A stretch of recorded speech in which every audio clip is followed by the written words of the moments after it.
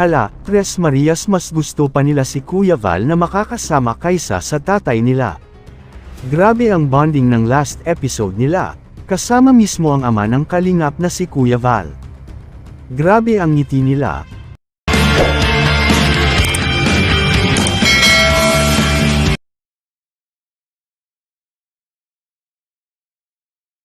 Hala, Tres Marias, mas gusto pa nila si Kuya Val na makakasama kaysa sa tatay nila. Grabe ang bonding ng last episode nila, kasama mismo ang ama ng kalingap na si Kuya Val. Sobra ang saya nila kasama ang ama ng kalingap na si Kuya Val. So far kasi ay ito na ang pinakamasayang upload na aking napapanood. Simula noong sila ay na-vlog ng Kalingap team at sa channel mismo ni Kalingap Rab. Ito na kaya ang hudyat at umpisa ng pagbabago nila. Mga kababayan, sobra ang tuwa nila dito, noong bumisita muli si Kuya Val. Grabe ang ngiti nila, ito ang gagawan natin ng reaction mga kababayan, pero bago yan, ay nais ko po sana'y i-like ang video na ito, at para inyong malalaman ang nilalaman nito at paunawa lang po.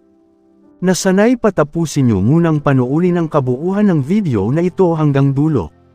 At please suportahan po natin ang channel ni Kuya Val Santos Matubang, Ate Edna Vlogs at Kalingap Rab. Dito nga sa last episode at sa vlog na rin ni Kuya Val, napansin po natin na malaki na talaga ang pagbabago ng Tres Marias ngayon. Nakakagulat ang mga pinakikita nilang ugali, dahil sa hindi na talaga ito mapigilan at magtuloy-tuloy na ito mga kababayan. Isa sa ating napapansin ay ang pagbisita ni Kuya Val kahapon sa bahay ng Tres Marias. Dito ay inaasahan talaga natin na muli at baka hindi na naman sila maharap. Tulad sa last na pagbisita nila, pero nagkakamali tayo. Dahil sa taliwas kasi ito sa nakikita natin noong nakaraan.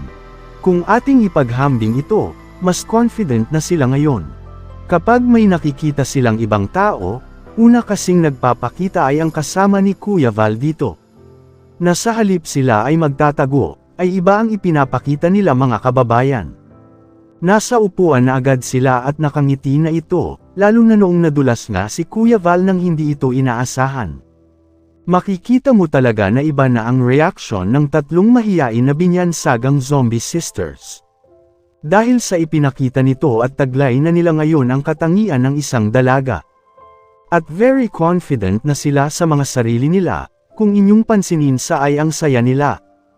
Ay marunong na silang nag-aayos, at hindi naman kasi nila inaasahan na darating si Kuya Val.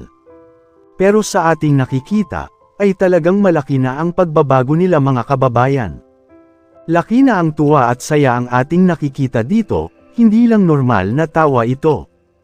Lalo na noong nagpapatawa si Kuya Val. Balik tayo sa sinabi ko na si Kuya Val talaga ang nagustuhan nila. Alam nyo bakit mga kababayan? Sa napansin ko kasi. At sa aking obserbasyon, ay mas malapit at komportable kasi sila nakausap si Kuya Val.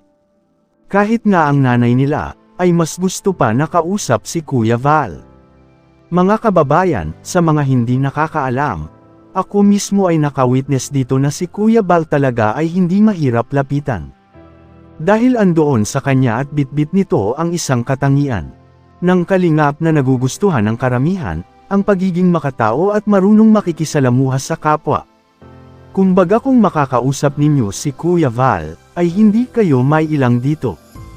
At napapatunayan ko yan, sobrang mabait kasi si Kuya Val sa personal mga kababayan. At andoon ang ugaling sobra ang pagmamahal sa mga kasama nito. At sa mga beneficiary nila, kaya masasabi ko talaga at napapatunayan ito ng Tres Marias na mahiyain, dahil nga sa kampante pa nga sila na makakausap si Kuya Val. Kaysa sa tatay nila, may sinasabi pa nga ang ibang mga viewers at supporters na baka si Kuya Val ang nakakaalam, at dito nasasabihin ng Tres Marias ang sekreto ng kanilang buhay.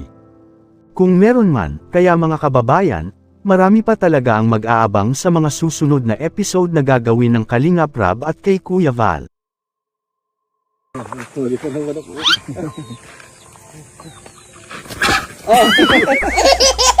Wala ka huli. Tawad si Nino. Tatawanan ka man. Natawanan eh. Ano naman ako?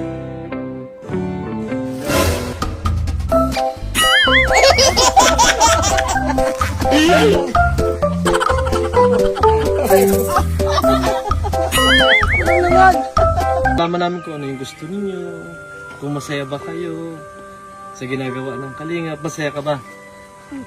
Masaya naman pala eh. Ikaw ate, masaya ka? Masaya naman pala. Ikaw nini? Yan, ay gaganda naman pala. Pwede naman pala magsingiti.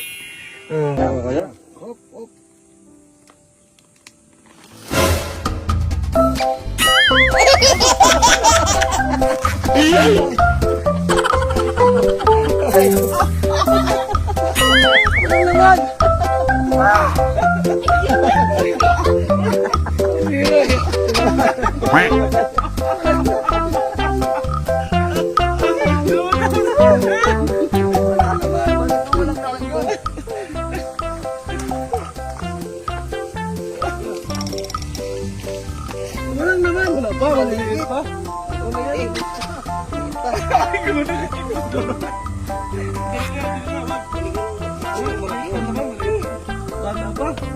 Bata pa.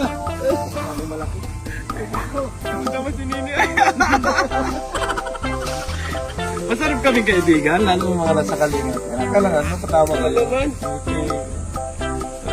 Kasi, tawa yung mga dalaga. Hindi marunong magbanat. Ano ito may laman tim na? May naman na po yan. Ano ba? Sa likman? Iba man po ulit. Ano sa likod? Dumaan sa puro. Sariwa ay. Ano natin? Ito may manok dyan, tiyo. Dubuhin niyo po.